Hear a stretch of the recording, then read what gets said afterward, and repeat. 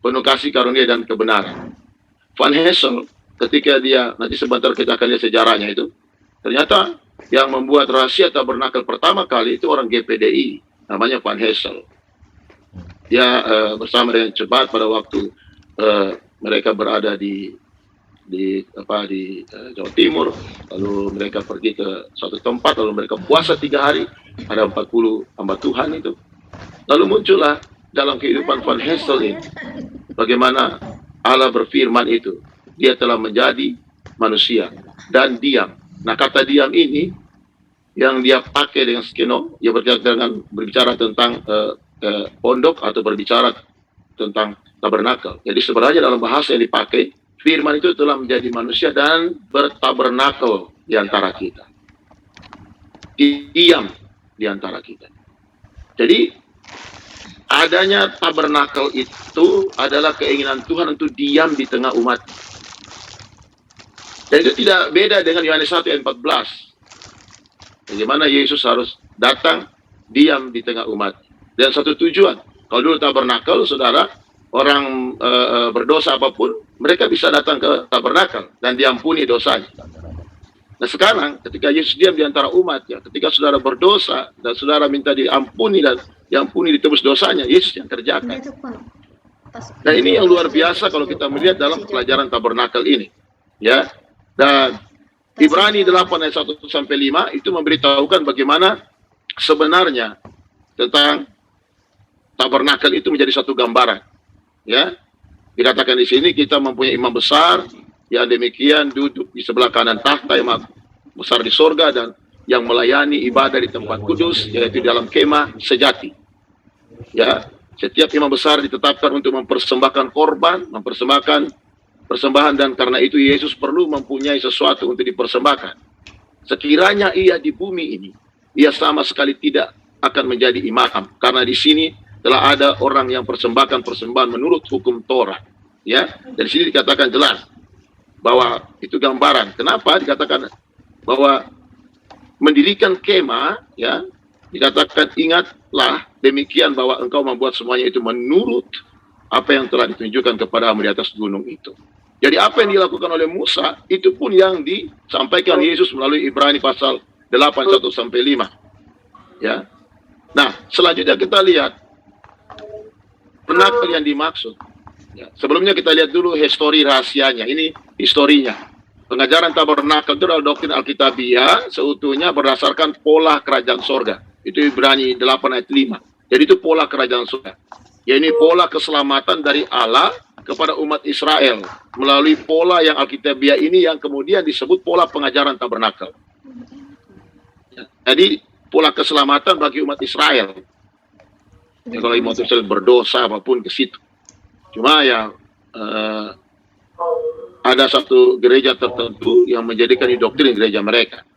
Ya, dan tanpa orang belajar tabernakel susah mau selamat. Nah, itu yang harus kita lihat dari segi pemahaman mereka. Tapi kita sebagai orang percaya, GPDI tentunya mempunyai cara doktrinal yang berbeda. Nah, latar belakang rahasia pengajaran tabernakel di Alkitab ini diilhamkan Allah kepada hambanya Van Hessel. Ya, itu ketika dia berdoa itu di Jawa Timur 1935, dia sebenarnya sudah lama untuk melakukan ini, tetapi rahasia itu terbuka ketika dia dengan teman-temannya mereka berdoa untuk kebenaran firman, dan Allah memberikan Yohanes 1 ayat 14. Ya, jadi tabernakel itu berasal dari kita loh, sebagai orang GPDI awal. Tapi hari-hari ini tabernakel bagi kita biasa saja gitu loh. Ya. Dan Van Hessel hidup itu pada tahun 1893, ya, dan dia lahir di Blitar dan dia meninggal di Abepura, Jayapura 1958. Jadi dia tetanggaan sama ketua Dikjar kita, ini dia di Blitar. Ya, kalau ketua Dikjar kita di Jember. Ya.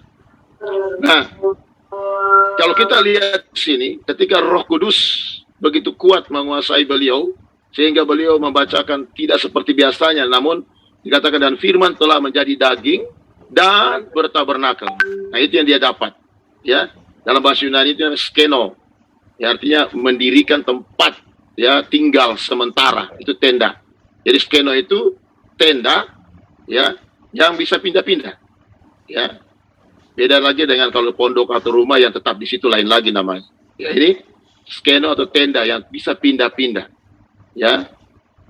Nah, sejak hari itu pengungkapan rahasia tabernakel itu terus berlanjut bagi beliau yang khusus membaca dan menekuni, menggali dan seterusnya, sehingga dia bisa lihat tabernakel itu dalam kebenaran firman dari 39 kitab perjanjian lama dan 27 kitab perjanjian baru. Dia melihat bagaimana Allah ternyata sudah memberikan pola dari kebenaran itu dalam tabernakel, ya. Sehingga kalau kita lihat tabernakel sekarang meluas pembelajaran itu, jadi yang awali dengan orang Belanda yang ada di Indonesia, Van Hessel, dan itu dia publikasikan sampai ke Eropa. Ya, jadi kita bangga sebenarnya dengan hal ini, ya. Nah, saudara, selanjutnya kita akan masuk dalam hal ini. Kita perhatikan, nah ini tabernakel itu. Tabernakel itu bentuknya seperti begini, yaitu ada ruang maha suci, ada ruang suci, ada halaman. Nah, di halaman itu atau di pelataran namanya itu ada mesbah korban bakaran, ada bejana pembasuhan, lalu masuk ke ruang suci, ada kaki dian, ada meja roti, lalu di situ juga ada mesbah dupa atau pelita emas, ini meja roti sajian dan mesbah dupa. Saya kalau di sekolah Alkitab, saya suruh gambar mereka, lalu saya suruh artikan masing-masing, karena di Alkitab udah jelas artinya apa, ya. Cuma memang kalau kita GPDI khususnya, kita diberi hikmat Tuhan banyak hal untuk mengerti, karena memang dari dulu Gereja Pentakosta di Indonesia itu banyak menggunakan alegori, ya. Bukan tidak bagus, tapi memang itulah menjadi ciri khas kita, ya. Nah, tabernakel itu luar biasa kalau kita melihat dari segi peruntukan bagi keselamatan orang Israel, ya. Ketika kita mencoba untuk menilai satu persatu ini, nah, kita harus tahu bahwa ruang suci dan ruang maha suci itu satu pondok yang dibagi dua. Nah, halaman ini langsung berhadapan dengan alam. Kalau ini dalam kemah, yang ini pun dalam kemah. Nah, jadi kita lihat bagaimana dalam pandangan rohaninya. Tapi saya jelaskan dulu tentang bentuk tabernakelnya ini yang diberikan Tuhan kepada Musa, ya. Jadi saudara boleh baca nanti, karena kalau kita baca Keluaran pasal 25 sampai 40, baru baca separuh sudah habis jam, ya. Jadi saya berharap saudara ikutin saja dulu ini, lalu saudara konversi untuk lihat lagi ke dalam kitab Keluaran. Oke. Jadi ini bentuk yang kita lihat dari tabernakel itu. Nah, saya terus. Nah, ini dalam Keluaran pasal 20 ayat 8, ya, di situ dijelaskan di situ bahwa tabernakel adalah gambaran atau bayangan dari kerajaan sorga, yaitu tempat kediaman Allah, atau pengertian rohani dari tabernakel adalah kerajaan sorga, ya. Kita bisa lihat tadi Ibrani 8 ayat 1 sampai 5. Jadi ini sangat berhubungan. Tidak mungkinlah saudara satu gambaran yang diberikan kepada Musa Gunung Sinai itu dengan puasa 40 hari, lalu Tuhan berikan gambaran ini lalu tidak ada maksud, tidak ada arti. Itu nggak mungkin. Selalu pengajaran tabernakel ini seringkali dilupakan karena dianggap perjanjian lama sudah digenapi di dalam Kristus. Tetapi ada yang menarik dalam tabernakel ini dengan perkataan Allah awal tadi yang saya sampaikan, buatlah tempat kudus bagiku. Bicara tempat kudus artinya tempat itu kudus. Bukan cuma imam yang kudus, tempatnya harus kudus, apalagi imamnya. Ya. Kehidupan kekristenan itu harus demikian. Saya dan saudara harus demikian. Kita harus hidup di dalam kekudusan. Kalau kita melihat Allah hadir dalam tabernakelnya, dalam rumahnya, di mana kita dan saya saudara melayani. Ini penting sekali untuk kita melihat hal ini. Ya, lalu kita perhatikan lagi. Nah, ini pelataran tabernakel. Kita mulai dengan pelataran tabernakel. Nah, saudara bisa lihat di sini bagaimana kita lihat di pelataran tabernakel. Ya, di dalam Keluaran 27, ya. Lalu kita lihat juga Keluaran 38, ya. Itu ada ayat 9, 15, 17, 19. 17 dan 20. Itu bicara tentang pelataran tabernakel. Nah, ini pelataran tabernakel, kegiatan mereka di pelataran itu seperti ini. Ada mesbah korban bakaran, dan di sini ada kolam basuhan. Hanya dua. Jadi ada dua alat di sini. Jadi tempat-tempat bagaimana domba disembeli, yang darahnya diambil lalu dikorbankan di sini, semua daging dan sebagainya. Nah, dia itu terdiri di situ dikatakan luas halaman itu layar seluas 300 kali 5 hasta, 1.500 hasta persegi, ya, menuju kepada zaman Taurat 1.500 tahun. Nah, itu kalau kita pakai peta zaman. Nah, saya tidak melihat ke sana untuk kita bicara ke peta zamannya, tapi saya melihat tentang bagaimana hubungan dengan kerohanian kita dulu. Masalah ini sudah bicara tentang akhir zaman. Itu lain lagi kalau bicara tabernakel dihubungkan dengan akhir zaman. Ya, karena kita tidak bicara tentang eskatologi di sini. Kalau bicara eskatologi saya akan bahas kepada akhir zaman. Tapi saya hanya bahas di sini bagaimana Allah menyuruh mereka membuat tabernakel dengan pertama ada pelataran atau halaman, ya, tabernakel ini. Nah, tujuannya adalah di sinilah tempat korban untuk disembeli. Ya, bagaimana korban disembeli, dan setelah disembeli darahnya diambil lalu imam besar masuk ke dalam tenda ini. Di dalam itu ada ruang kudus dan ruang maha kudus. Jadi kalau ada orang Israel berdosa, nanti saudara bisa lihat di dalam imamat bagaimana mereka menjalankannya. Mereka bertemu dengan imam itu bukan di dalam sini loh, di luar halaman. Lalu setelah mereka bertemu di luar halaman, dibawalah korban itu, kambing itu masuk ke dalam halaman. Ya, lalu disembeli di sana, lalu imam yang akan bicara menaruh darahnya itu di atas jidat kepala dari orang yang akan mempersembahkannya. Lalu akan dibawa ke dalam, dan ketika api Shekinah Gold itu naik ke atas dan keluar ada suara yang berkata bahwa dia sudah mengampuni dosa dari bangsa Israel. Seperti itu setiap saat. Jadi ketika orang berdosa, maka korban-korban itu pun yang menjadi bukti bahwa orang itu berdosa. Saya selalu bayangkan seperti ini, saudara. Baik sekali Tuhan Yesus itu. Kalau ini masih berlaku hari ini, Anda bayangkan jemaat Anda datang ke gereja tarik-tarik kambing domba karena mereka berdosa. Dan Anda yang harus korbankan itu. Kalau itu mungkin Anda bilang, ya jemaat yang berdosa. Nah, bagaimana kalau pendetanya yang berdosa? Dia naik di mimbar, dia tarik sapi. Lalu orang lihat, wah, itu pendeta kita berdosa juga itu. Lagi bawa sapi di depan. Hari ini saudara berdosa, tidak perlu tarik kambing dan sapi. Karena Yesus sudah menjadi korban sekali untuk selamanya.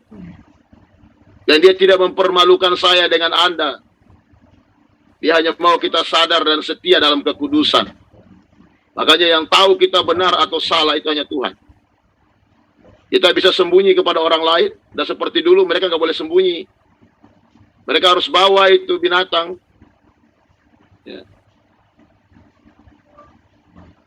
Sekarang aja saudara, jemaat-jemaat saudara sudah hidup dalam kasih karunia, tidak lagi bawa domba dan kambing untuk disembeli. Nah, saudara tahu kalau saudara baca nanti, kambing dan domba yang disembeli ada sesuatu yang dimakan oleh para imam dari korban itu. Ya. Sekarang aja jemaat-jemaat sudah tidak bawa kambing domba, gembala-gembala banyak darah tinggi. Bayangkan kalau ini masih berlaku, saudara makan tiap hari makan ini barang. Saya nggak tahu, saudara. Rumah sakit penuh. Ya. Nah, ini yang saya lihat tentang pengorbanan di halaman ini. Sehingga dalam doktrin kita, mesbah ini berbicara tentang pengorbanan Yesus. Mesbah korban bakaran. Biasanya dalam tabernakel sudah ditaruh salib di sini. Ya. Lalu ketika masuk ke dalam kolam basuhan, ya nanti kita akan bicarakan itu berbicara tentang baptisan. Dan pintu ini juga pun ada artinya. Tapi saya sampai di sini dulu, nanti saya akan bahas lebih lanjut, ya. Karena kita harus lihat dulu itu halaman. Nah, inilah halaman, ada pintu gerbang. pintu gerbang itu ada 4 buah tiang penyangga dan 4 buah alas dari tembaga. Kaitan dan penyambungnya terdiri dari perak, tembaga, tiang, alas ini. Dan itu diartikan seperti ini. Nah, kalau kita memang terkenal dengan hal ini tentang alegori, maka saya masuk di dalam cara berpikir gereja kita. Karena kita ya orang Pantekosta harus mengerti ini. Ya, harus tahu ini. Ya, karena guru-guru saya ingat dulu, saya waktu kelas 2 sekolah Alkitab di BJ tahun 90, itu guru tabernakel saya Om Sorito almarhum. Ya, Om Sorito almarhum yang mendirikan Jember. Dia yang ajar saya tabernakel ini. Ya, itu yang saya dapat tentang dasar tabernakel saat itu. Kalau dia bicara tentang 4 buah tiang penyangga, 4 buah pintu. Dia bicara tentang perak, tembaga, tiang, alas. Keputusan kelepasan itu perak. Penebusan seringkali perak diartikan dengan penebusan. Ketebusan, kelepasan. Tembaga itu penghukuman atas dosa. Tiang itu keteguhan. Alas itu dasar. Sehingga tirai dengan 4 warna itu menunjukkan pada pribadi Yesus. Jadi ini ada 4 warna tirai ini. Ya, tirai penutup pintu gerbang halaman. Bukan tirai yang di Ruang Maha Kudus yang terbelah 2 waktu Yesus disalib, bukan. Ini yang di depan. Ya. Nah, 4 warna menunjukkan 4 pribadi Yesus. Ya, pada pribadi Yesus, yaitu ungu, Yesus sebagai raja dengan kuasa wibawa, Injil Matius. Biru langit, Yesus sebagai hamba dengan kuasa kebangkitan, Injil Markus. Permisi, Yesus sebagai anak manusia dalam sengsara, Injil Lukas. Dan lenan putih, Yesus sebagai anak Allah dalam kemuliaan, Injil Yohanes. Jadi sifat pribadi Yesus itu tertera di sini. Jadi sehingga orang yang bisa masuk ke ruang halaman adalah orang yang bisa melewati pintu ini. Dari pemberitaan Injil, maka orang itu bisa tahu jalan masuk. Jadi tabernakel sebenarnya yang disampaikan kepada Musa itu memberitahukan kepada saya dan saudara hal-hal yang praktis dalam kehidupan kekristenan. Hal-hal yang praktis. Untuk kita zaman sekarang ini, kalau zaman dulu nggak praktis, saudara. Harus bawa kambing, sapi, itu masalah ketebusannya berat sekali. Tapi ketika kita sudah di dalam Kristus, kita melihat dari sudut pandang Kristus, itu udah berbeda. Ternyata ketebusan yang Yesus berikan kepada kita itu luar biasa, gitu loh. Dahsyat sekali. Tidak memberatkan saya dan saudara. Malah bukan kita yang jadi korban, tetapi dia yang menjadi korban. Nah, itu yang luar biasa sekali. Jadi dari sini kita perhatikan bahwa hal inilah pintu. Makanya dikatakan akulah jalan, akulah pintu. Ya, dan dialah pintu jalan masuk ke dalam ruang-ruang yang ada di tabernakel ini. Karena ruang ini ada 3 pintu. Pintu halaman, pintu ruang kudus, sama pintu ruang Maha Kudus. Ya. Nah, ini peristiwa yang kita lihat dalam bicara tentang pintu tadi. Ya, dan artinya dalam kekristenan kita. Dan ini juga yang saya pelajari selama sekolah Alkitab waktu itu, bagaimana Om Seriton menyampaikannya dalam hal-hal yang detail seperti ini. Ya. Nah, lalu kita lihat, nah setelah itu kita masuk ke dalam tempat ini untuk yang berikut bicara tentang pintu gerbang tadi, ya. Maka kita akan ketemu di situ bahwa percaya kepada Yesus sebagai kepala lewat Injil atau firman Tuhan, itulah jalan masuk ke dalam kerajaan sorga.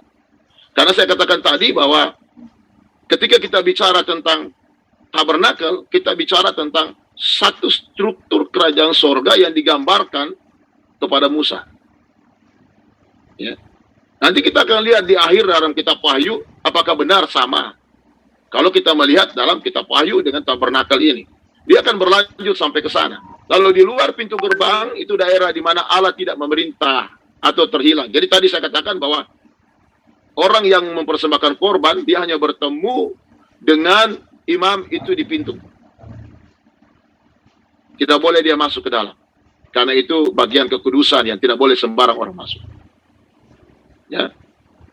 Jadi dalam pintu gerbang, daerah di mana Allah memerintah selamat. Jadi ketika orang sudah mempersembahkan ke dalam, maka keselamatan ada di dalam. Nah, ketemu pertama kali adalah mezbah korban bakaran. Ini mezbah korban bakaran. Itu dibuat dari kayu penaga, dia berbentuk 4 persegi, disalut dengan tembaga. Nah, arti rohani dari mezbah korban bakaran adalah salib, di mana Yesus jadi korban. Nah, alat ini juga yang menunjuk pada baptisan darah atau pertobatan. Inilah pertobatan, di mana dosa itu dihapus. Jadi, mezbah berarti tempat penyembelihan, tempat yang tinggi, tempat perapian. Jadi, di dalam halaman, pertama kali sebelum orang masuk lebih jauh lagi ke dalam setiap ruangan, mereka harus melewati mezbah korban bakaran. Kekristenan kita juga sama, saudara. Kalau mau lebih maju lagi ke dalam, saudara banyak korban, saudara harus rasakan. Dalam pelayanan apalagi, semakin Tuhan mau ngangkat kita, semakin Tuhan mau pakai kita, pasti kita harus banyak korban yang kita harus kerjakan. Ya. Contoh yang diberikan di dalam tabernakel ini satu contoh di mana kita diajar untuk melihat kekudusan Tuhan di dalamnya, dan juga diajar untuk berbicara tentang bagaimana skema yang Tuhan sampaikan kepada Musa untuk memimpin bangsa itu untuk menuju ke tanah perjanjian. Ya, bicara tentang keselamatan.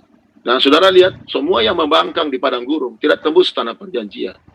Ukuran mereka adalah kekudusan dalam tabernakel. Ya. Kita bersyukur sekarang ukuran kita adalah Kristus, keselamatan yang Tuhan tawarkan dalam hidup. Ya. Selanjutnya kita perhatikan di sini bejana pembasuhan, terbuat dari tembaga, penghukuman, pembalasan Allah, kayu penaga yang berwarna kehitam-hitaman dan keras, dosa manusia yang harus dijatuhi hukuman mati, pembalasan Allah telah selesai. Saudara, ini masih bagian dari bejana mezbah korban bakaran. Saya masuk kepada bejana pembasuhan. Ini bejana pembasuhan. Keluaran 30 ayat 17 sampai 21, 38 ayat 8. Dibuat dari cermin-cermin para wanita yang dipersembahkan. Digunakan untuk membasuh kaki dan tangan para imam sebelum melayani kemah, pertemuan dan mezbah korban bakaran. Ya. Supaya apa? Mereka jangan mati. Dan saudara mengerti arti baptisan ini sangat luar biasa. Kalau kita bicara tentang penyucian, ya, arti rohaninya pertama adalah baptisan air dalam tanda kematian dan kebangkitan. Jadi kalau saudara perhatikan bahwa kalau imam tidak masuk dalam penyucian ini, dalam baptisan ini, maka hal kematian dan kebangkitan mereka tidak akan alami kebangkitan itu.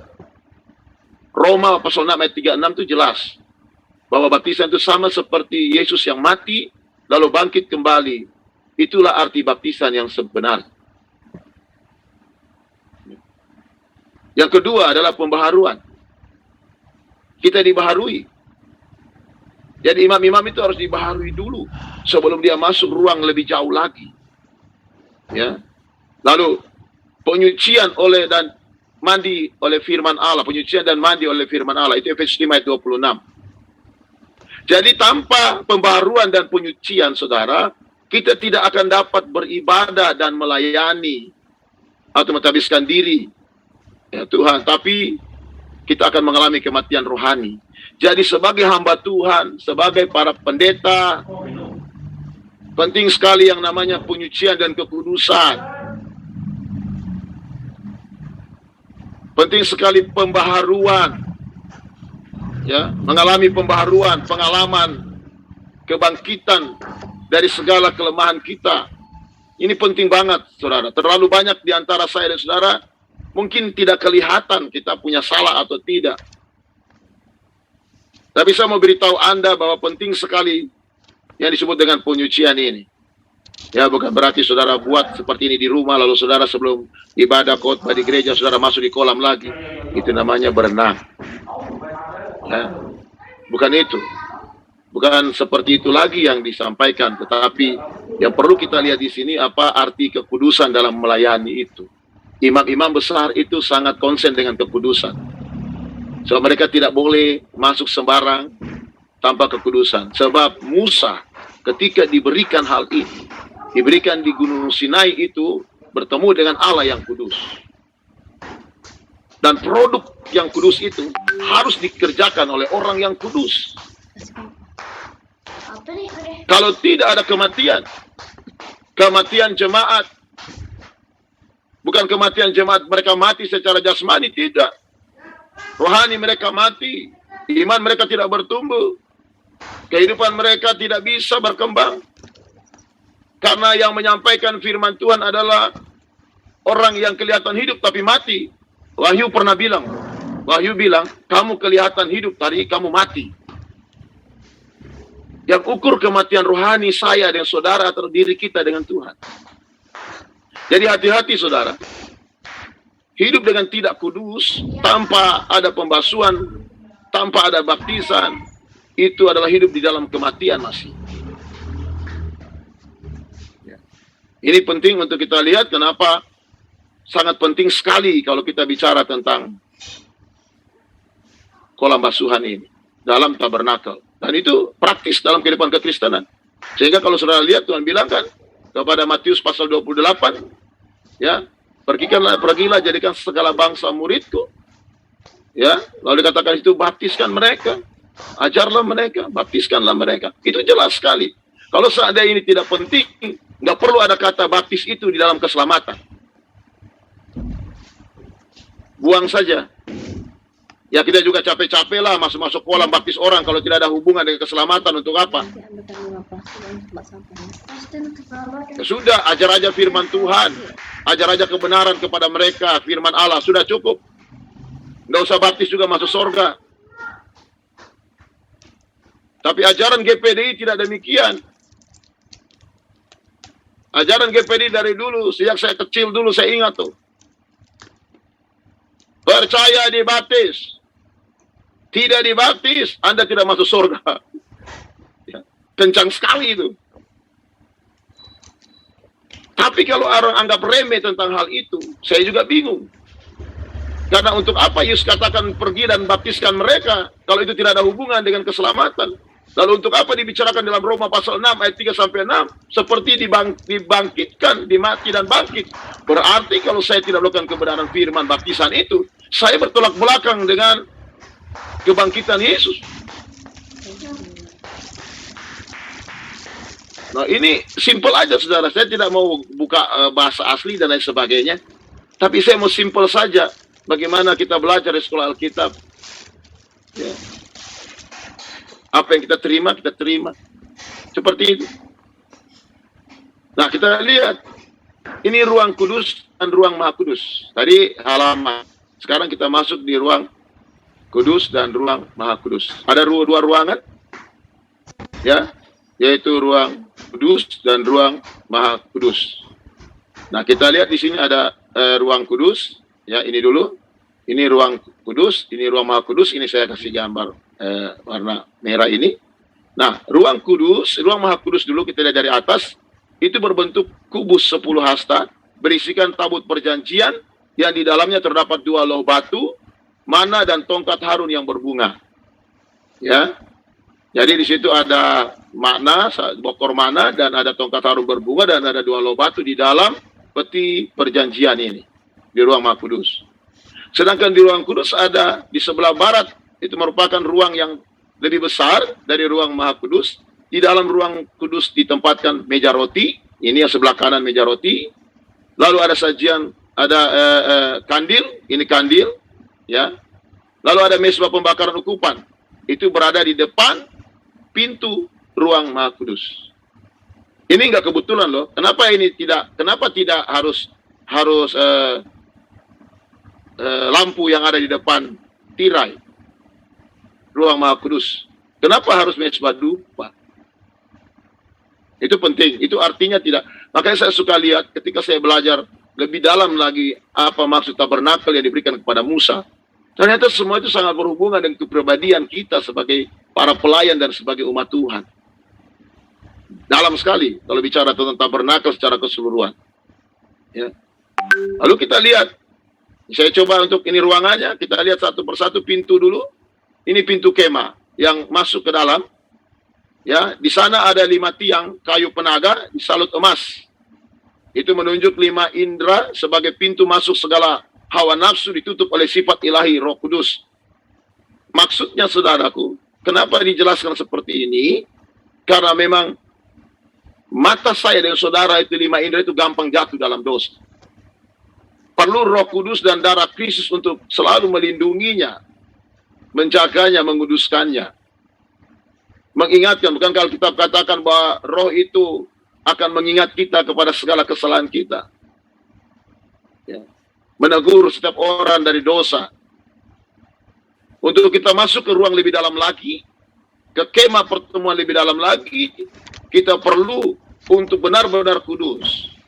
Maka arti rohaninya itu pintu kemah, kepenuhan atau kebaptisan Roh Kudus. Jadi sebelum Anda masuk ke ruang kudus, Anda harus alami dulu apa arti baptisan Roh Kudus.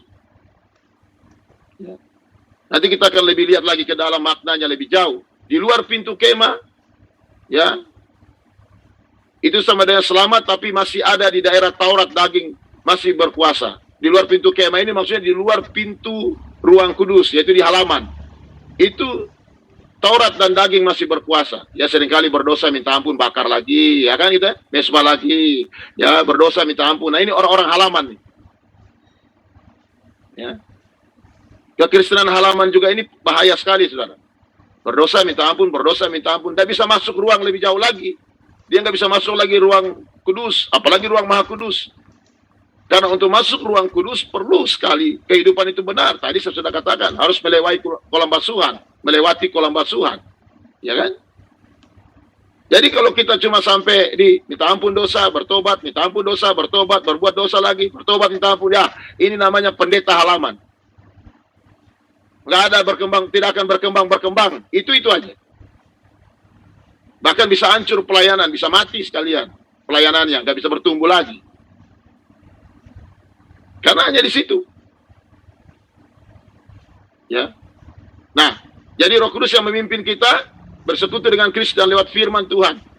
Ya, sampai pada penyembahan. Nah, ada nggak di dalam itu? Ada, kita perhatikan. Nah, ini pintu tadi, pintu ruang kudus tadi. Ini, ya, itu ruang kudus dipisahkan dari halaman dengan suatu tirai yang digantung atas 5 tiang, tegak pada sisi timur, tabernakel dan merupakan pintu masuk. Jadi, haruslah kau buat 5 tiang dari kayu penaga untuk tirai itu. Dan kau salutkan dengan emas. Yang ada kaitannya dari emas, dan untuk itu haruslah kau tuang 5 alas dari tembaga. Jadi itu yang kita perhatikan dari pintu ini. Orang seringkali bilang ini 5 luka Yesus. Banyak hal yang kita bisa hubungkan dengan tabernakel ini. Karena memang semua yang dibicarakan di tabernakel bisa kita lihat dalam semua kebenaran firman. Bisa disampaikan di situ. Nah, ini ruang-ruang yang masuk. Lalu kita lihat ke dalamnya. Nah, ini ke dalamnya. Ini di dalamnya. Pertama ada meja roti sajian. Dibuat dari kayu penaga, disalut emas murni, ya. Ini bicara tentang kesucian dan kekudusan yang dikerjakan oleh Roh Kudus lewat firman Tuhan. Meja atau loh, yaitu hati manusia yang harus suci di hadirat Tuhan. Jadi di atas terdapat 2 susun roti bundar, masing-masing 6 ketul, yang menunjukkan pada firman Tuhan, Yesus adalah roti hidup, dan angka 12 menunjuk pada pengajaran rasul-rasul yang harus ditekuni. 12 rasul, 12 bangsa Israel. Tapi saya lebih senang, ya, kalau saya ingat dulu almarhum guru saya dulu, Om Sariton bilang, coba kalian lihat, ini meja, ada 6 sini, 6 sini. Coba kalian jumlahkan secara biasa saja. Maksudnya apa? 66. 66 bicara 66 kitab. Jadi bukan cuma bicara 12 suku, tapi ini berbicara 66. Saudara, kitab kita itu belum dikanonkan waktu itu. Tapi kenapa Tabernakel sudah beritahukan kalau ada 66 buku? Apakah itu kebetulan? Tidak ada yang kebetulan dalam firman. Ya. Jadi di sini ada 66. Dan saudara tahu, kalau saudara baca tentang roti bundar ini, setiap sebelum hari Sabat, di hari Sabat, imam-imam harus mengganti ini dan mereka harus memakannya. Mereka harus memakannya. Dan menggantikan dengan baru. Saudara saya dengan saudara hamba Tuhan. Jangan khotbah itu saja, saudara.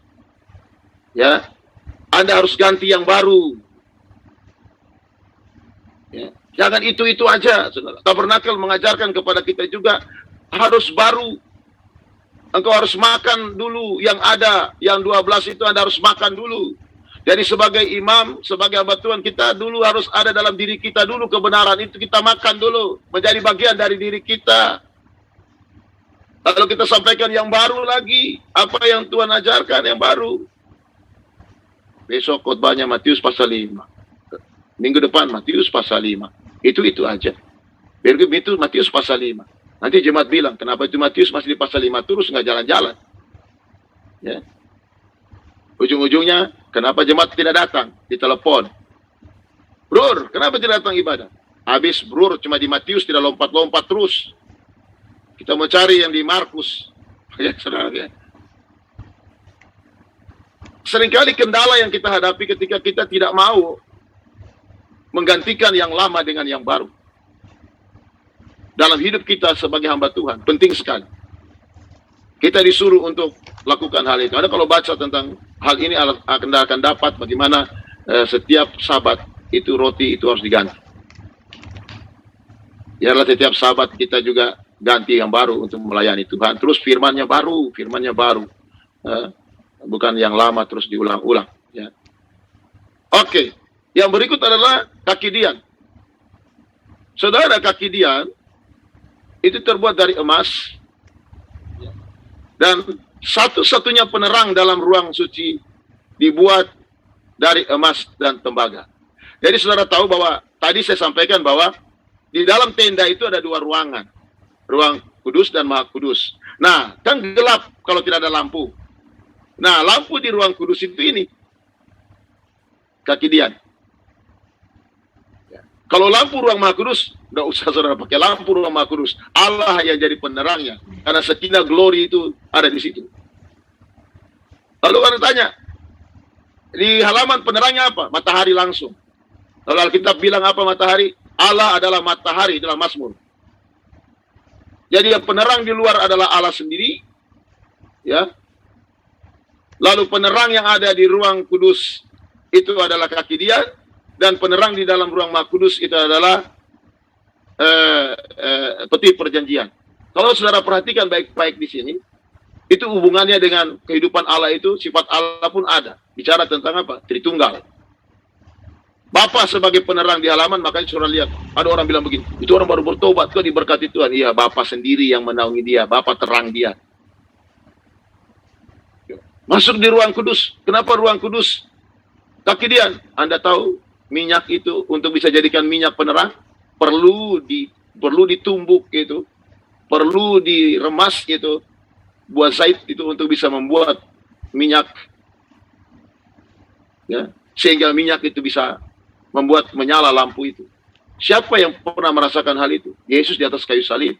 Makanya Yesuslah penerang di ruang kudus. Lalu di ruang maha kudus, apa yang dapat di dalam? Itulah kemuliaan Allah, sakinah glory. Itulah roh Tuhan yang luar biasa yang menerangi di ruang maha kudus. Jadi saudara belajar tentang tabernakel, belajar tentang kondisi rohani Anda. Anda rohaninya ada di mana ini? Ada di halaman, ada ruang kudus atau ruang maha kudus. Hanya Anda dengan Tuhan yang tahu. Jadi waktu kita belajar tentang tabernakel ini memang siap atau tidak siap, kita harus benar-benar mau hidup benar. Hidup kudus. Nah, itu dua yang ada di ruang kudus. Nah, kita lihat lagi ini mesbah dupa yang ada di ruang kudus. Ya. Nah, sebelum saya akan masuk ke mesbah dupa, ini dulu yang kecubung yang disampaikan terhadap takidian itu terdiri batang dengan 6 kecubung, persekutuan antara Yesus dengan sidang supaya dapat berbuah-buah, itu artinya ya. Kalau kita mau coba ambil, kalau saya dulu waktu zamannya guru saya Om Seriton, dia jelaskan tuh kecubung kelopak bunga, itu ada artinya. Nah, kalau saya mau jelaskan sama saudara, dan habis waktu ini nggak selesai. Jadi ada artinya. Sampai dia hitung semua, ada 9 kelopak, ada 9 bunga. Sehingga dia masuk dalam ini, benar ini. 9 kelopak diambil dari bunga pada masing-masing sisi, 9 buah roh, dan 9 karunia roh. Ya. Lalu dilengkapi dengan sepit dan penada, alat untuk menambah terang dan untuk memadamkan, menunjuk pada proses penyucian. Anda melihat tidak sembarang itu kaki dia bisa menyala.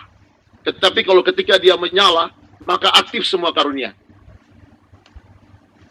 Semua karunia aktif. Pentingnya kaki Dian itu menyala. Ya.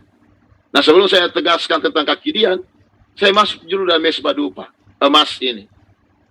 Itu berasal dari kata altare, yang artinya tempat perapian yang tinggi. Nah, pembakar ukupan kegiatan ini sama seperti kegiatan doa penyembahan. Dia berbentuk 4 persegi, 4 penjuru angin. Artinya doa harus dilakukan untuk seluruh dunia. Itu artinya. Nah, alat ini terletak dekat dengan tirai yang robek ketika Yesus mati.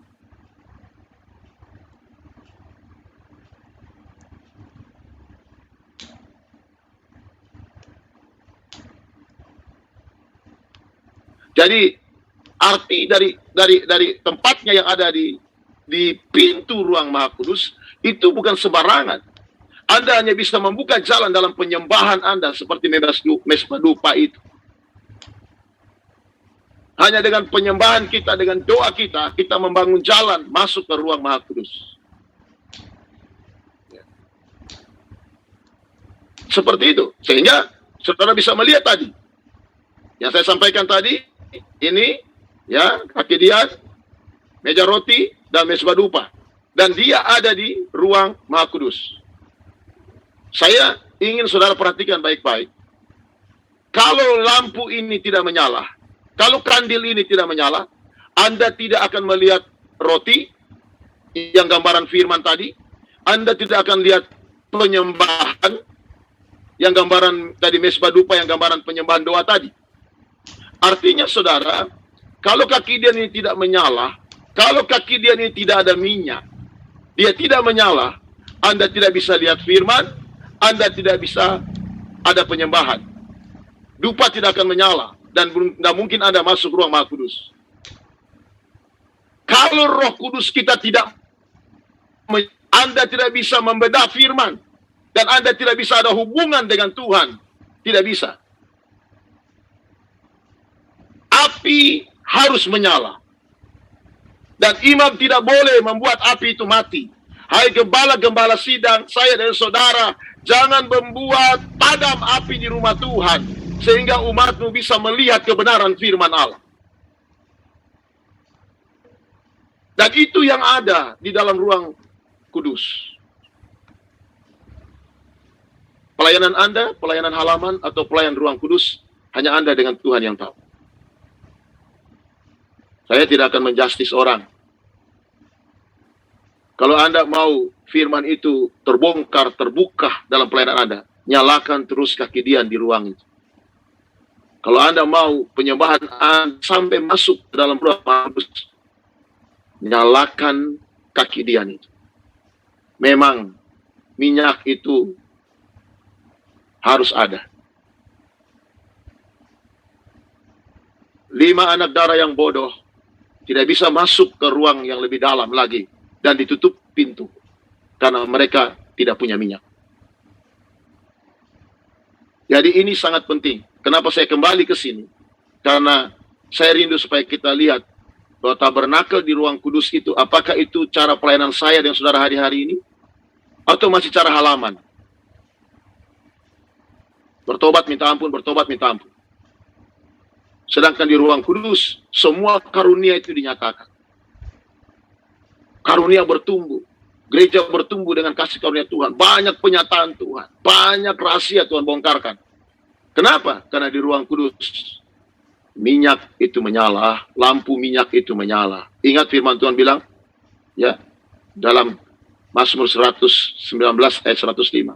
Firman itu pelita bagi kakiku dan terang bagi jalan. Jadi ini yang kita lihat, penting sekali untuk hal itu, untuk kita lihat. Saya terus saja, tadi sampai di sini. Nah, ini ungkapan wangi-wangian yang dicari untuk mendapatkan minyak itu. Kenapa saya katakan minyak itu sangat susah? Ya, kalau sudah dapat jangan sampai lepas. Roh Kudus itu memang kita harus perlu untuk menyalakan minyak itu, menyalakan kaki dia nih. Ya, itu ada beberapa hal tentang dupa, wangi-wangian yang ada ukupan. Nah, saya tidak menjelaskan semua ini, ada 4, tapi ada hal yang penting saja mengenai selanjutnya tentang ruang Maha Kudus. Ya, karena ini ukupan wangi-wangian hanya bicara tentang hal yang diperlukan dalam pedupaan yang ada, penyembahan yang ada. Ada getah damar, itu keluar dari pohon damar, bagikan air mata yang menetes, memiliki rasa pahit dan bersifat menghentikan. Lalu menunjukkan pada tetesan darah Tuhan yang berasal dari sengsara, yaitu pahit tetapi berkuasa menghentikan dosa. Itu arti getah damar. Ya, penyembahan itu. Ada kulit lokan, ya, yang dipakai juga sebelum mengeluarkan bau harum, harus ditumbuk sampai halus lebih dulu dan dibakar. Menunjuk pada wujud Kristus yang dihancurkan pada kayu salib, namun berbau harum bagi Allah. Saya ingat kata Paulus, kami adalah bau harum Kristus. Kenapa? Karena kami sudah menghadapi apa artinya ditumbuk dalam pelayanan kita, betul-betul mengalami tekanan, tapi tujuan Tuhan satu, mengeluarkan bau harum Kristus dalam pelayanan kita. Amen. Jadi saudara, kalau mengalami sesuatu Tuhan izinkan, itu Tuhan lagi memproses, membuat keharuman dalam pelayanan Anda. Jangan sampai merasa itu, aduh Tuhan, kenapa harus begini? Ya, kenapa harus begitu? Ya, saya terus terang, saya sampai hari ini kalau saya dengarkan lagu dari senior kita, Om Yoyo itu, kau rangkai air mataku jadi permata. Itu hal yang menarik untuk kita lihat kalau kita belajar tentang ini. Ditumbuk, ditekan, tujuannya untuk mengeluarkan harum Kristus. Jadi kalau Anda ditumbuk, ditekan dalam pelayanan, siap-siap, orang akan cium baunya, dan banyak orang akan datang kepada bau itu. Dan mereka akan menjadi jemaat yang Anda layani. Itu bagian dari cara Tuhan. Ya, ada getah rasa malah, yaitu memiliki kuasa untuk menyembuhkan, memiliki rasa pahit namun berbau harum. Ya, pahit rasanya, ya, bagi daging, berbau harum bagi jiwa, berkuasa, sehat bagi roh. Ini luar biasa. Ini semua ukupan wangi-wangian di dalam tabernakel. Ini yang harus kita seringkali alami dalam pelayanan kita. Nah, ada kemenyan yang berwarna putih adalah yang terbaik. Lihat, semua ini adalah bagian dari kehidupan tabernakel Musa, di mana Tuhan sampaikan. Semua ini disampaikan Tuhan loh. Bahan-bahan apa yang diperlukan. Ini bukan Musa cari. Mau cari yang untuk bau harum apa ya? Enggak. Karena semua yang Tuhan berikan itu ada gambarannya. Anda lihat ya, beberapa hal yang Tuhan sampaikan melalui setiap ciptaannya. Pertama, dia bilang apa? Belajar kepada semut. Hai pemalas, ya kan? Kenapa harus semut? Lihat belalang. Rupanya apa yang Tuhan tunjukkan di dalam hal-hal ciptaannya itu, ada maksud dan cara Tuhan di dalamnya, dalam proses-proses yang ada. Nah, itu yang kita lihat di dalam wangi-wangian ini, ukupan wangi-wangian ini. Oke, ini tirai tabernakel. Tirai ini adalah pintu di mana kita masuk ruang Maha Kudus. Dan tirai inilah yang terbelah jadi 2.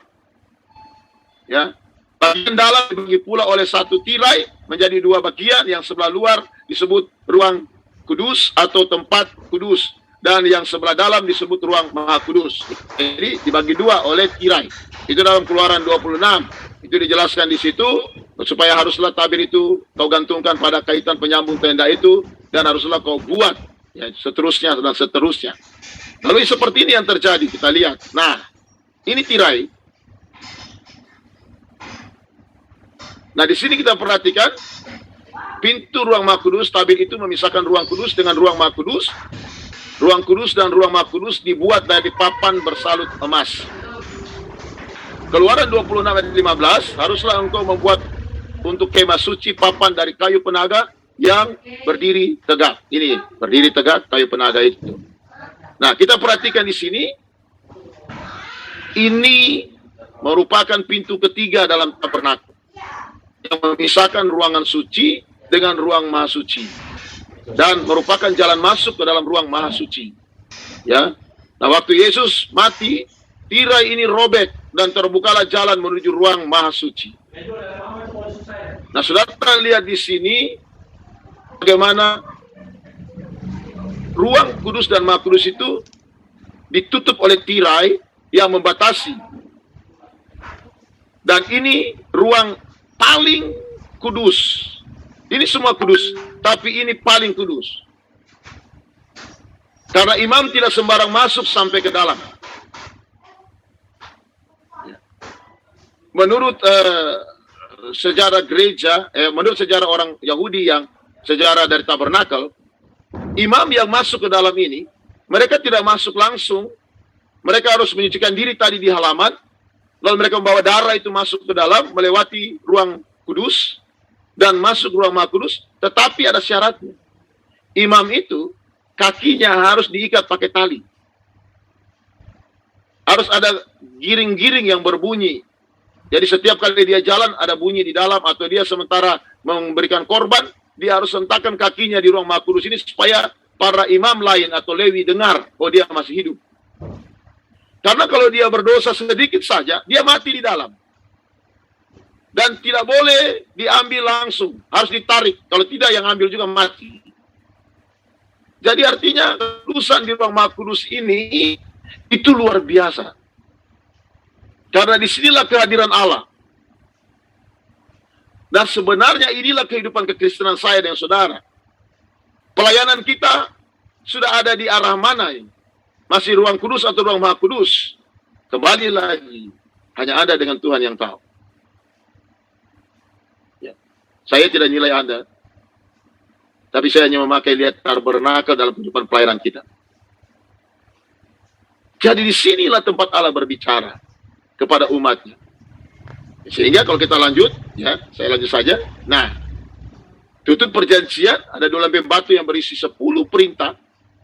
Adalah yang pertama disimpan di dalam tabut, kemudian wadah emas berisi mana dan tongkat Harun yang berkucup juga dimasukkan ke dalam tabut. Itu Ibrani, itu jelas sekali. Ini ukuran panjang dan tingginya. Saya nggak bicara ini karena ini berhubungan dengan eskatologi, bicara tentang kehidupan perjalanan kekristenan dan bangsa Israel tentunya.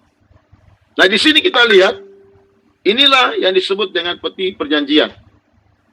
Dan peti ini sampai hari ini nggak ditemukan lagi, tahu di mana. Dan inilah tenda ruang kudus dan maha kudus. Nah, kalau Anda lihat ini, seperti inilah bentuknya nih. Satu tenda tapi ada 2 ruangan. Nah, ini ruang yang maha kudus di dalam, ini tirai yang terbelah itu, sehingga bisa masuk sampai ke dalam. Kehidupan kekristenan hari akhir ini saya tidak tahu apakah sudah masuk ruang maha kudus atau kekristenan GPDI sudah di ruang kudus atau di ruang maha kudus. Hanya kita orang percaya ini harus tahu gimana. Saya juga, kita harus berdoa biar semua kita tidak tinggal di halaman saja, tapi terus masuk lebih dalam lagi dan merasakan begitu banyak rahasia kebenaran yang ada di dalam tabernakel dan kebenaran apapun yang Tuhan nyatakan dalam firman. Terus kita lihat, nah ini tabut itu dihubungkan dengan kehadiran Allah. Ingat, tabut itu dihubungkan dengan kehadiran Allah. Itu ruang maha kudus. Misalnya awan yang muncul di atas tabut perjanjian dalam ruang maha kudus, dan juga perkemahan orang Israel adalah tanda kehadiran dan berkat Allah. Jadi kehadiran Allah itu akan memberkati umatnya. Pelayanan saya dengan saudara sebagai gembala sidang, hamba Tuhan, pelayanan ini penting. Pelayanan menghadirkan Allah di tengah pelayanan kita. Kalau Anda mau lihat jemaat kita diberkati, pelayanan kita diberkati. Apakah kehadiran Allah cuma sampai di percakapan mulut kita? Ataukah kita rasakan dia hadir dengan dinyatakan dengan awan yang muncul, atau kita merasakan sesuatu kemuliaan yang terjadi dalam pelayanan kita. Kembali kepada pelayanan peti perjanjian. Anda lihat ini peti, kalau dibawa kemana-mana terjadi mujizat. Laut terbelah, musuh lari semua, bahkan penyakit pun dilalukan. Anda pernah lihat ini peti ketika salah dibawa, orang Filistin membawanya, kutuk yang terjadi. Artinya tidak satu antara orang Filistin dengan tabut. Artinya orang berdosa, orang yang tidak bersunat, bukan orang Israel, memegang ini, nggak boleh. Begitu pula pelayanan saya dan saudara. Hanya saudara sebagai gembala hamba Tuhan yang bisa membawa Allah hadir di tengah umat. Jangan terbalik, saudara. Kita jadi orang Filistin. Akhirnya yang jadi dalam pelayanan kita adalah kutuk dan bukan berkat. Ini yang berbahaya. Jadi kalau kita belajar tentang tabernakel, ada rahasia penting di dalamnya yang luar biasa. Ya. Alkitab juga mengatakan bahwa Allah duduk di kerub-kerub yang memasukkan dua kerub di penutup tabut. Itu dalam 1 Samuel, ya, dalam Mazmur. Dikatakan di sana Allah hadir, tempat Allah hadir. Jadi karena tabut melambangkan kehadiran Allah, maka Raja Daud bisa menulis bahwa Allah atau Yehova itu tinggal di Sion. Setelah tabut dipindahkan ke sana, Mazmur 9 ayat 11. Allah datang tinggal di Sion. Karena dia merasakan Tuhan hadir dalam tabut itu. Anda bayangkan kalau orang Israel bawa tabut ini, orang Filistin lari semua. Jadi, hamba Tuhan, dalam pelayanan kita, mari bawa tabut Allah. Artinya, bawa kehadiran Allah. Nanti kita akan lihat. Ya. Nah, ini baju pakaian kudus imam besar dan imam-imam. Saya nggak banyak bahas ini, saya cuma bilang begini, saudara. Bahwa semua baju ini ada artinya. Baik itu efod, saudaraku. Ya, baik itu sabuk pinggang, baik itu gamis, baju efod atau baju selimut berwarna biru langit. Saya tidak suruh saudara sebagai gembala pakai baju model begini. Tidak. Tapi saudara lihat arti dari semuanya itu. Ada kewibawaan di sana. Kayak efod itu warnanya, di situ warnanya warna ungu, ada biru langitnya. Ini yang di dalam ini. Itu bicara tentang apa? Kewibawaan rajani. Seorang pemimpin hamba Tuhan itu punya kewibawaan rajani. Ya. Dia mempunyai kuasa. Roh Kudus, kuasa bisa membangkitkan orang yang lemah. Orang yang punya masalah apapun. Dia punya pakaian yang seperti itu. Itu pakaiannya. Ada kermisi. Dalam kehidupan seorang hamba Tuhan ada hal yang berbicara tentang kematian Kristus dalam hidupnya yang membangkitkan orang, memulihkan orang. Jadi semua baju-baju ini, saudaraku, ya, termasuk kebenaran ilahi, lenan halus, emas, bicara Roh Kudus, ini adalah pakaian imam. Pakaian saya dan saudara. Kehidupan kita harus seperti itu. Ini dijelaskan ini tentang hal semua itu. Ya, baju dan segalanya. Pakaian-pakaian. Jadi artinya, saudara, kehidupan saya dan saudara itu dilihat dari sifat hidup kita sebagai imam. Kalau dulu kelihatan dari baju. Kalau sekarang kan nggak bisa dilihat, saudara. Jemaat pakai jas, pendeta pakai jas. Mana yang pendeta? Nggak kelihatan. Ya. Yang kita bisa lihat sekarang pelayanannya. Bagaimana pelayanannya? Bagaimana hamba Tuhan yang melayani? Benar nggak? Itu pakaian yang harus kita lihat. Kehidupannya. Pribadinya. Nah, ini penting sekali, saudara. Jadi pakaian itu nggak sembarangan. Ah, saya pakai baju ini saja, baju ini saja. Enggak. Itu bicara rohani ini penting. Rohani saya seperti begini, apalagi jasmani, saudara. Ya, pakaian kita, ya, pergi sebagai pendeta khotbah, kita pakai pakaian biasa-biasa. Nah, kita lihat orang pergi ke naik klub pakainya jas. Nah, dari terbalik. Ya. Kehidupannya dilihat dari segi jasmania saja berbeda. Tapi saya mau saudara kita berpandang kepada apa yang ada. Artinya berpandanglah dengan kebenaran firman. Ya. Jadi itu kita lihat dari pakaian imam. Jadi cari contoh. Pakaian imam jadi contoh bagi bangsa Israel. Ya. Nah, ada buah dada macam-macam ini. Ya saya bicara saja, saya simpulkan saja saudara. Tutup dada, kemeja beraki, patam zaman emas bertuliskan Tuhan kudus bagi Tuhan. Artinya semua yang tergantung, yang terpakai dalam baju keimaman adalah berbicara tentang Allah yang kudus. Bicara tentang sifat kealahan yang luar biasa. Jadi kehidupan saya dan saudara sebagai gembala harus sama. Baik tingkah laku kita, baik cara kita bicara, apapun itu. Biarlah itu membawa tentang kekudusan, kebenaran. Itu baju GPDI, hamba Tuhan GPDI, ini bajunya. Supaya orang bisa melihat kemuliaan Tuhan dalam pelayanan kita tentunya. Itu yang bagian dari baju. Ya, ini kita lihat kemeja jubah imam-imam itu dibuat dari lenan halus pada perbuatan benang dan adil. Yang adil, ya itu artinya lenan halus itu adalah perbuatan benar dan adil. Hamba Tuhan harus berbuat benar dan adil. Lalu celana itu ya berhenti dari segala keinginan daging. Itu artinya kalau dalam bicara kemeja jubah imam-imam, baru hawa nafsu. Jadi pakaian imam merupakan syarat tabisan yang benar untuk hidup dan suci. Jadi pakaian kesucian ini adalah sifat kehidupan bagi orang yang melayani Tuhan. Seperti imam besar ini. Ini contoh-contoh di tabernakel. Jadi ingat, tabernakel itu adalah gambaran tentang kehadiran Allah di tengah umatnya. Ya, dan aturan-aturan yang diajarkan mengenai kehidupan yang benar. Ya. Yang berikut, pentabisan imam-imam. Nah, ini saudara harus lihat. Bahwa imam-imam di tabernakel itu bukan asal tunjuk. Ya, kamu jadi imam ya. Enggak. Ditabiskan, disucikan, diangkat.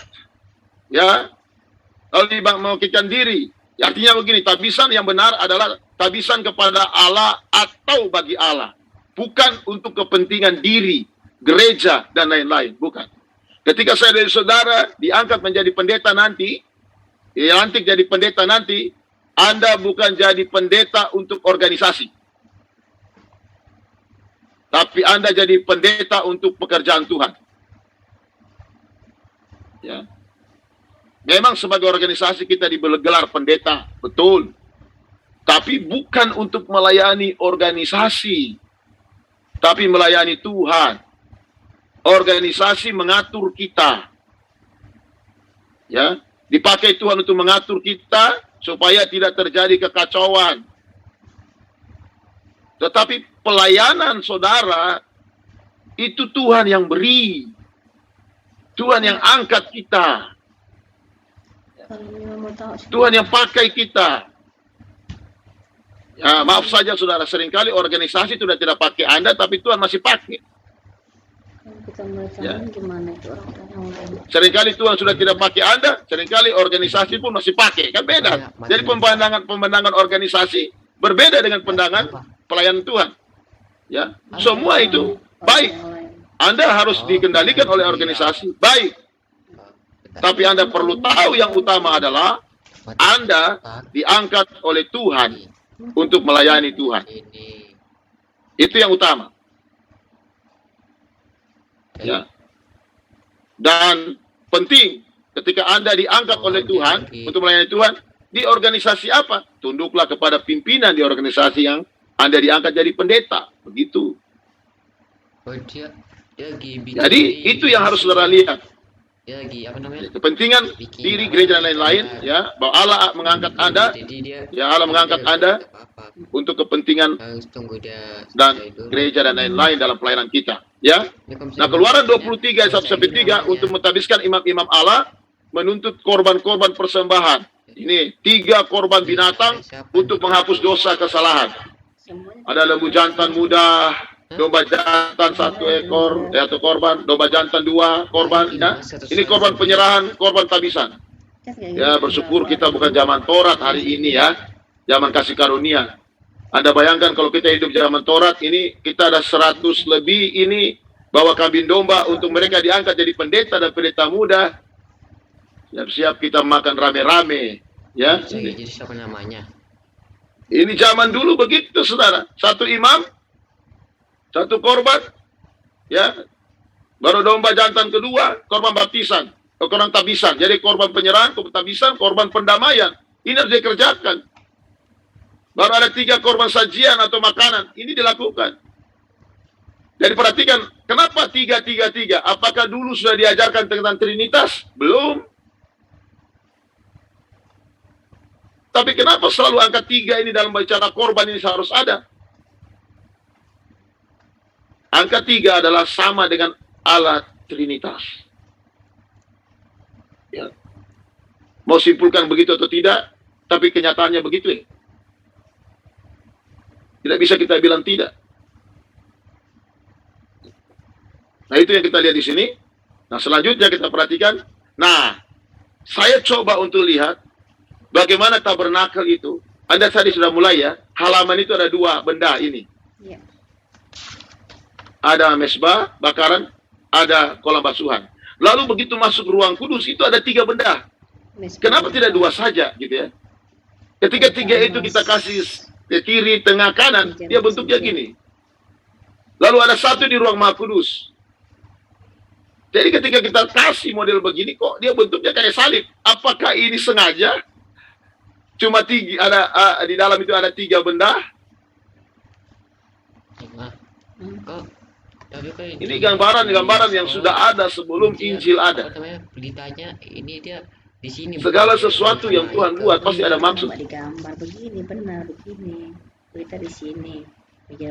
Ini pemahaman-pemahaman yang kita pahami, doktrin tentang pelajaran dasar di sekolah Alkitab seperti ini. Oke, saya lanjut. Nah, ini ukuran tabernakel, halaman, ruang suci, ruang maha suci. Ini ukurannya. Ya, kalau kita lihat tujuan ukuran ini, itu akan berhubungan dengan ayat peta zaman. Ya, 2000, 1000, ya, terus 1500, 2000, 1000. Ya, itu bicara tentang peta zaman, ya, dan sampai kepada zaman 1000 tahun damai.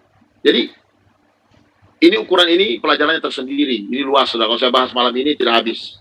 Ya. Nah, 7 pembagian menurut kitab Wahyu ini, 7 pembagian dari kaki dian ini itu ada dalam kitab Wahyu, dan itu jelas sekali bahwa kaki dian ini yang dibicarakan tabernakel muncul lagi di kitab Wahyu. Ya. Dalam kitab Wahyu dia muncul lagi sehingga dijelaskan di sana.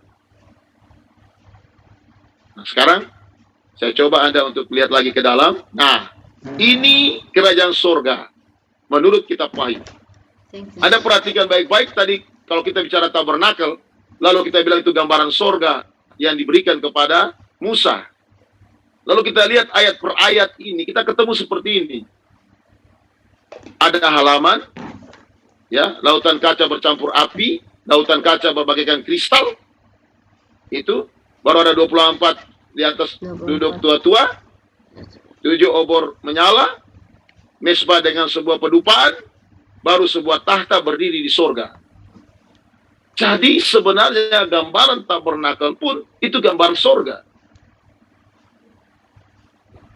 Kalau kita melihat dalam sudut pandang kitab Wahyu tentang tabernakel, dan inilah contoh. Dan tujuan tabernakel itu untuk menuju kepada gereja sempurna. Itu salah satunya. Hidup dalam kekudusan, hidup di dalam penyembahan, hidup dalam hadirat Allah, sehingga sempurna iman mereka. Jadilah dia mempelai Kristen. Makanya ada di Surabaya dulu gereja mempelai, kabar mempelai. Itu pelajaran tabernakel terus. Karena mereka meyakini bahwa gereja akan disempurnakan seperti bagaimana kita mengikuti tabernakel. Nah, kekristenan kita dengan hidup di bawah kasih karunia Allah dan Kristus, maka kita akan menuju kepada kesempurnaan gereja Tuhan atau mempelai wanita itu. Sehingga waktu Tuhan datang, kita benar-benar kudus, hidup berkenan kepada Allah. Nah, kita perhatikan ini. Saya coba menyampaikan tentang benang merah tempat kehadiran Allah. Tahun 1513 sebelum Masehi, Allah hadir melalui tabernakel.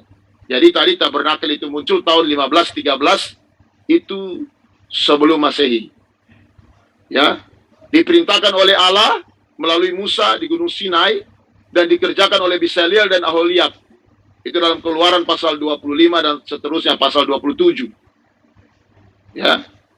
Tahun 1512 diresmikan Musa bersama tabernakel dan keimaman. Jadi tabernakel diresmikan, imam-imam diangkat. Itu Keluaran 40. Ya. Tahun 1070 sebelum Masehi dipindahkan oleh Daud ke kemah Daud. Itu disebut dengan Pondok Daud. Itu Samuel, 2 Samuel pasal 6, 1 Tawarik 16 ayat 1. Lalu tahun 1612 sebelum Masehi dikembalikan oleh Raja Yosia ke Bait Allah. Itu dalam 2 Tawarik 35 ayat 3. Apa yang dikembalikan? Tabut. Saya bicara tentang tabut kehadiran Allah karena tabernakel itu intinya ada di tabut kehadiran Allah. Karena Allah akan berkata bahwa dia akan hadir di tengah umat. Jadi benang merah kehadiran Tuhan pertama di tabernakel itu tahun 1513, lalu di zaman Yosia dia kembalikan lagi, tapi di sebelum tahun 607 sebelum Masehi tabut tidak ada, daftar barang ke Babilonia. Jadi waktu Yerusalem dihancurkan, tidak ada tabernakel itu, tabut perjanjian itu dibawa. Ya. Itu dalam 2 Raja-Raja pasal 25, Esra 1 ayat 1 sampai 11.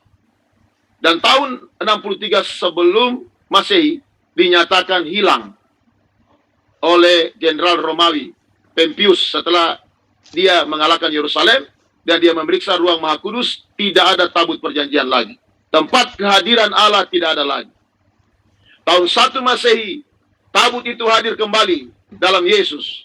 Yohanes 1 ayat 1. Pada mulanya adalah firman.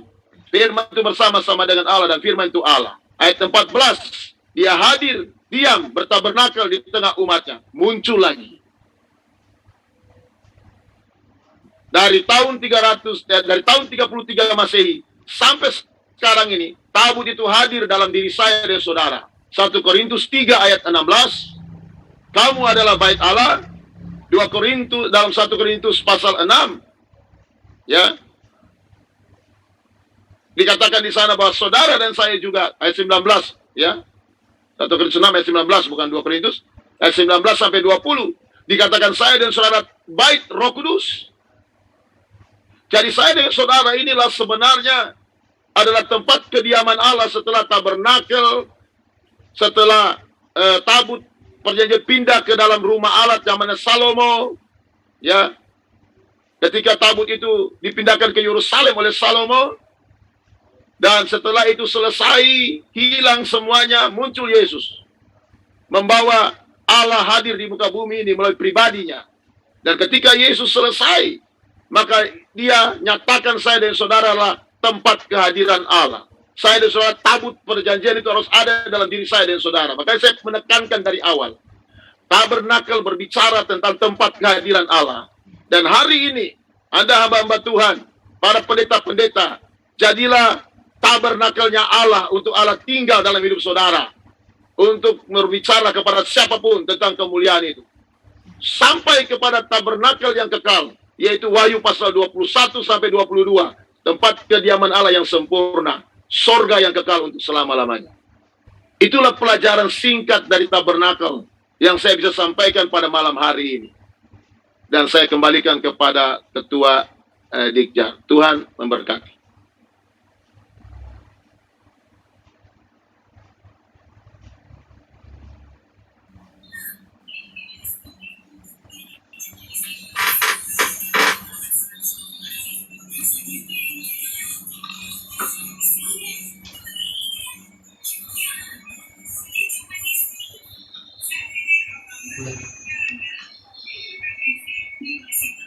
Suara Palin tidak ada.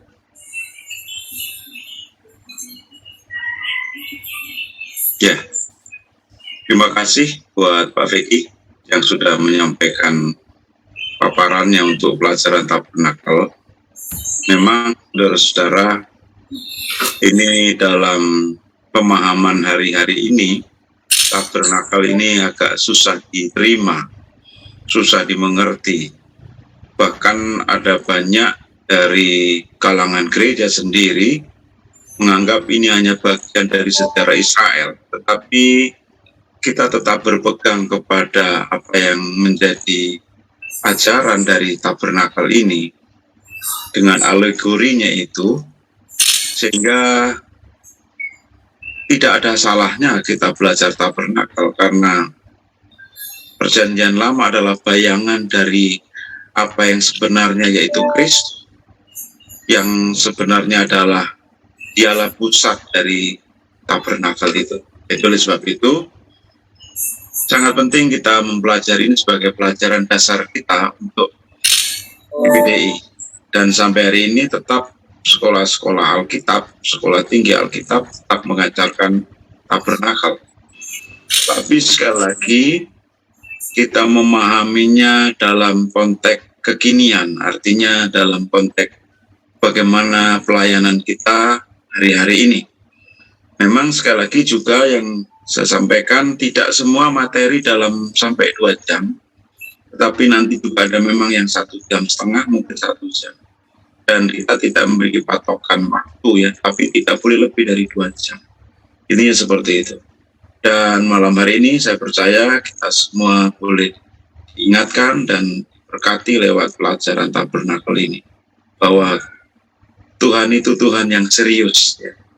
Jadi Tuhan yang begitu unik dengan menyuruh dan memerintahkan Israel untuk membangun kemah tabernakel. Tetapi sekali lagi bukan tanpa dasar, bukan tanpa alasan. Tapi itu semua dibawa di dalam penebusan Kristus bagi saudara dan saya.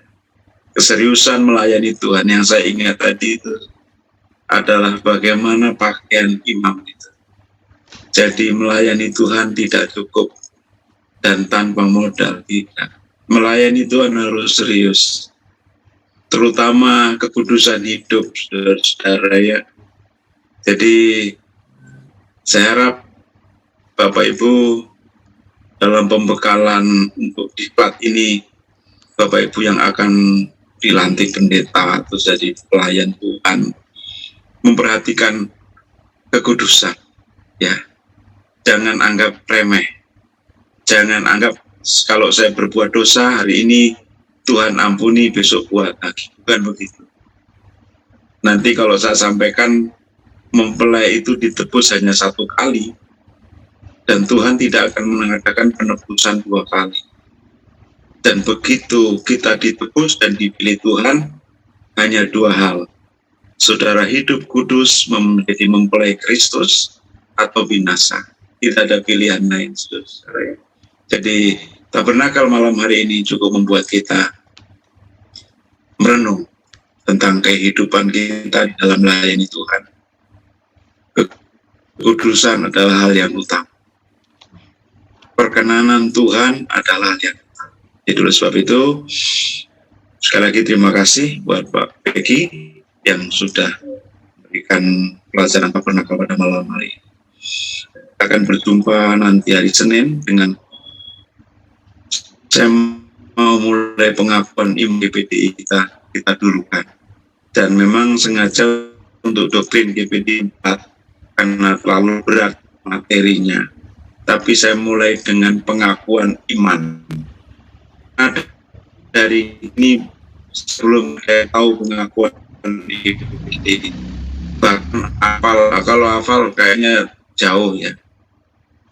Untuk tahu saja, nah padahal dasar iman pengakuan iman itu adalah pijakan dasar doktrin kita. Jadi oleh sebab itu kita hari Senin berjumpa dalam GPDI.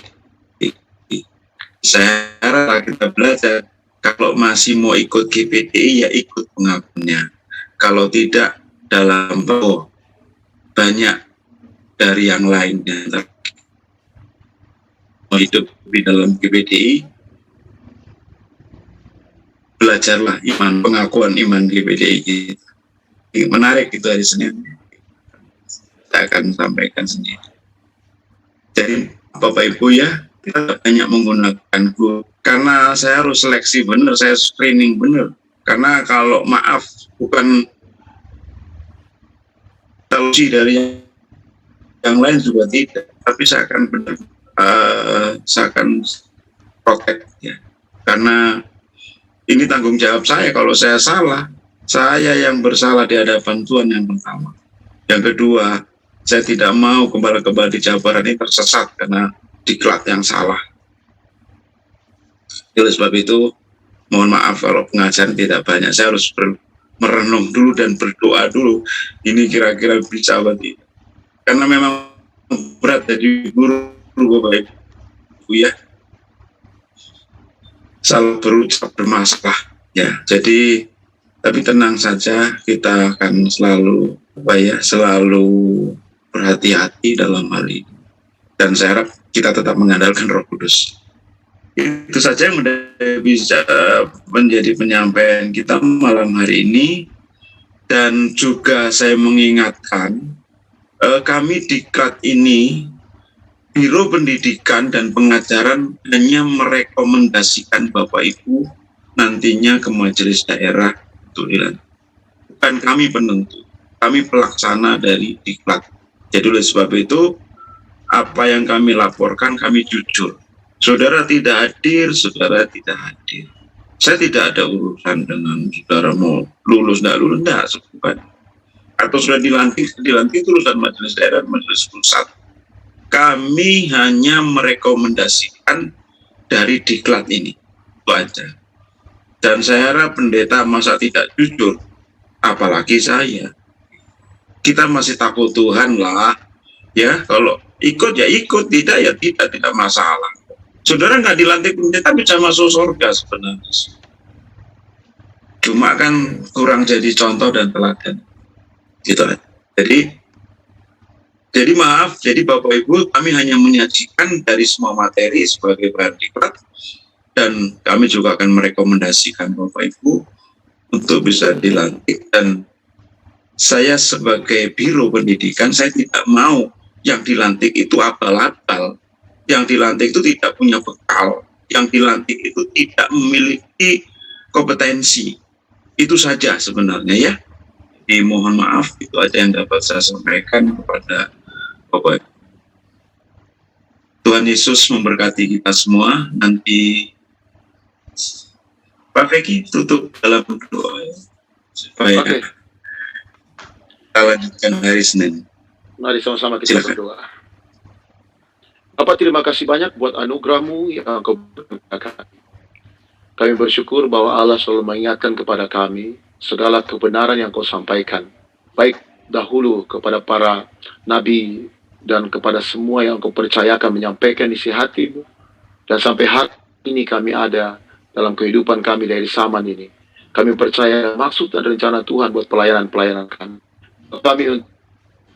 Apa arti kekudusan itu, melayani Tuhan. Seringkali Tuhan kami lupa bahwa kami bagian dari rencana Allah untuk orang banyak. Dan kami membawa hidup kami untuk lebih dekat lagi dengan Tuhan. Dan hari ini kami belajar bahwa kamilah tabernakel yang sebenarnya. Kamilah tempat kediaman Allah yang sebenarnya. Yang kami minta Tuhan tolong jamah kami. Biar pelayanan kami, biar hidup kami menjadi tempat di mana Engkau hadir. Sehingga banyak orang akan melihat Engkau dalam pelayanan kami. Khususnya Gembala GPDI Jawa Barat yang ada. Kami serahkan di dalam tangan-Mu saja Tuhan. Terima kasih Tuhan.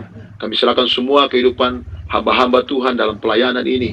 Bahkan Engkau memberkati mereka semua. Memberkati kehidupan mereka. Khususnya Jawa Barat. Berdoa buat ketua majelis daerah kami. Tuhan memberkati. Tuhan berikan kekuatan, kesehatan. Bahkan semua pengurus majelis daerah. Kami serahkan dalam tangan Tuhan. Bahkan kami serahkan juga dalam tangan-Mu untuk perhelatan MUBES Tuhan bulan Maret. Biar Tuhan campur tangan dan memberikan pemimpin yang betul-betul sesuai dengan apa yang kami pelajari hari-hari ini. Terima kasih banyak Tuhan. Pakai semua guru-guru untuk diklat ini. dan pakai semuanya untuk kemuliaan nama Tuhan saja. Kami mengucap syukur, pertemukan kami kembali di hari Senin dan hari Jumat depan. Dalam nama Yesus, semua katakan amin. Baik, kita akan sesi foto bersama sebagai daftar hadir Bapak Ibu. Kita mulai dengan layar yang pertama ya.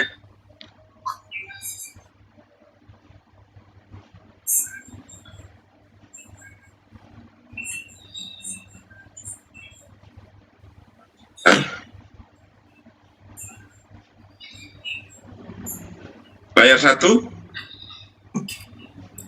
Sorry. Layar 1 ya. Bapak Ibu jangan bergerak, jangan berpindah, jangan bersuara dulu supaya tidak bergeser. Oke, layar 2.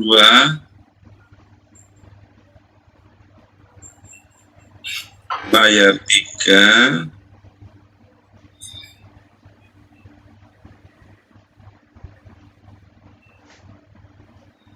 Layar 4 ya. Layar 5. Layar 6. Layar 7. Sudah selesai. Jadi semua saya arsipkan untuk Bapak Ibu ya. Mudah-mudahan bisa dialbumkan dari 1 sampai 20. Semua. Terima kasih Tuhan berkati. Semuanya. Tuhan berkati. Kasih Tuhan berkati.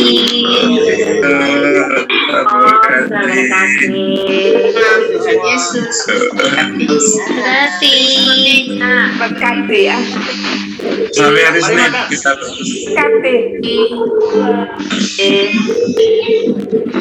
Tua yang mengajar. sudah boleh live. Terima kasih. Berkati semuanya. Ya,